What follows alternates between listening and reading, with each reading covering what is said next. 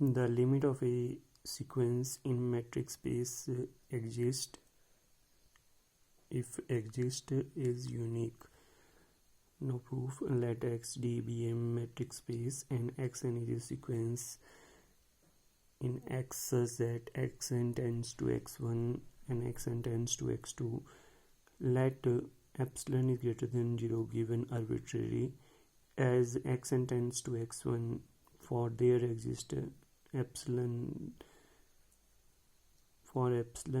there exists a positive integers m such that distance of dxn and x is less than xn epsilon upon 2 for all values of n is greater than m1. Again xn tends to x2, so for epsilon there exists a positive integers m2 such that distance of dxn and x is less than epsilon upon 2 for all values of n is greater than m2.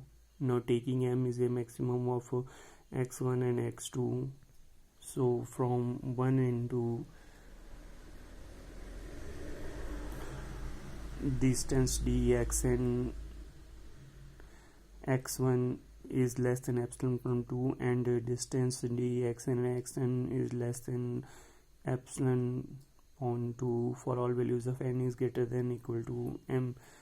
Now distance dx1 and x2 is less than of distance of x1 and xn plus distance of xn and x2, which is less than epsilon upon 2 and epsilon upon 2 for all values of n is greater than 1. So that is distance dx1 and x2 is less than epsilon for all values of n is greater than m.